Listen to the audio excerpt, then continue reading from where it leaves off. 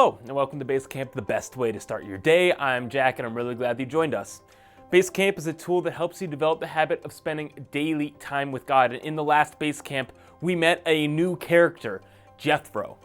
And as of this time, the only people that believe in God, the only people who believe in Yahweh, the deliverer of the Hebrews, are the Hebrews. But an important thing we learned last time is that Jethro is not a Hebrew. He's not an Israelite. He is not a Jew. And he puts his faith in God, the same God that delivers Moses and all of the Hebrew people from Egypt. And he is the first non-Jew who puts his faith in the Lord, and it is a wonderful story. So it doesn't stop there, though. We're going to go ahead and open up your Bibles to Exodus chapter 18. We're going to read it together. We're going to look at the second half of the chapter because we know that this interaction with Jethro is not just thrown in there for some random reason, but the Lord always uses everything intentionally of things that are in His Word. So let's start reading in verse 13 together of chapter 18. It says this: "The next day, Moses took his seat to hear the people's disputes against each other. They waited before him from morning till evening. When Moses' father-in-law saw all that Moses was doing for the people, he asked, 'What are you really accomplishing here? Why are you trying to do all of this alone while everyone stands around you from morning till evening?' Moses replied, 'Because the people come to me to get a ruling from God. When a dispute arises, they come to me, and I am the one who settles the case between the quarreling parties. I inform the people of God's decrees and give them instructions.' This is not good," Moses' father-in-law exclaimed. And we're going to put a pause here for a second, because we need to look at the whole situation, because Moses has become the leader of these people, rightfully so. But it's not just like a few people. It's not even like the size of CBC. It's like hundreds of thousands of people. And he is the voice of God for all of them. Not just as a visionary or a leader in that way, but solving individual conflict. Solving conflict and communication and communicating what God's will and answer is for them.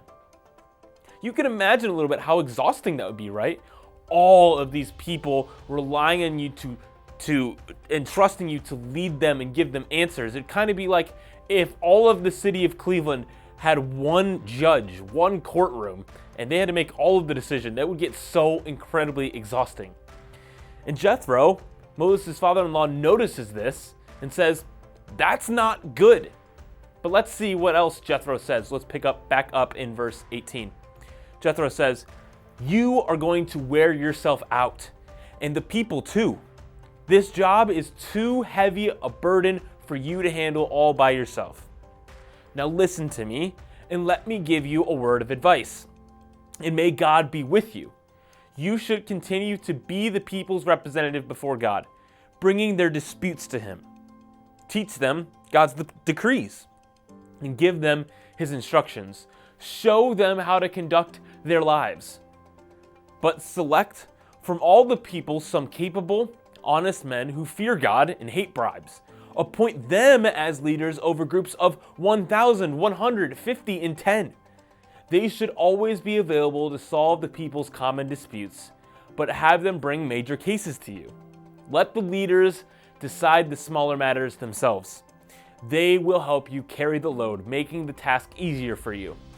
If you follow this advice, and if God commands you to do so, then you'll be able to endure the pressures, and all these people will go home in peace."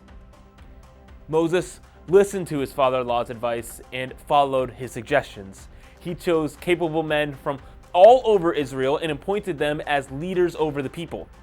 He put them in charge of groups of 1,000, 150, and 10. These men were always available to solve the people's common disputes. They brought the major cases to Moses, but took care of the smaller matters themselves. Soon after this, Moses says goodbye to his father-in-law, who returned to his own land.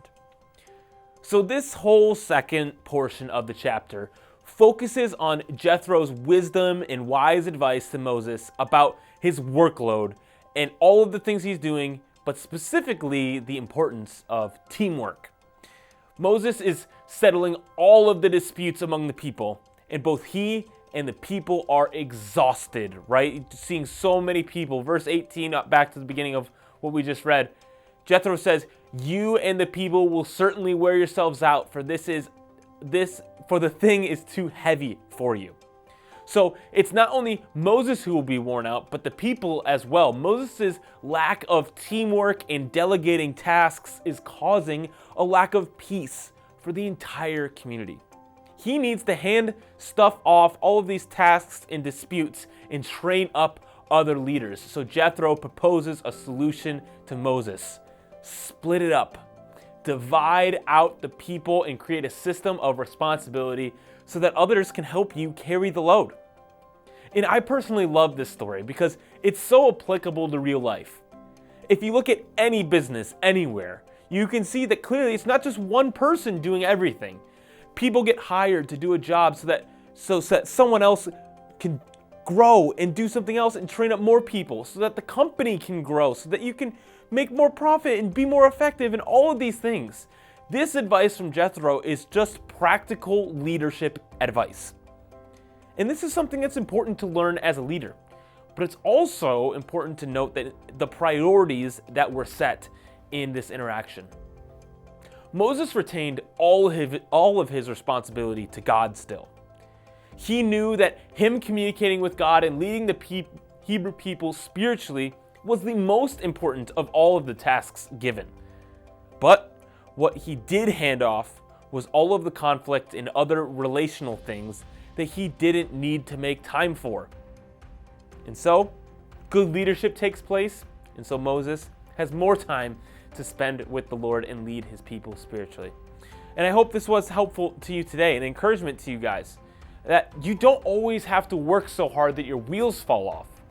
Oftentimes, all that the Lord wants is for you to focus on him and to hand some stuff off to other people, and so that stuff doesn't get in the way. I hope even in middle school and high school and beyond, you can learn from and apply these real leadership principles to your life. Have a great day, and we'll see you back here soon for another episode of BASECAMP.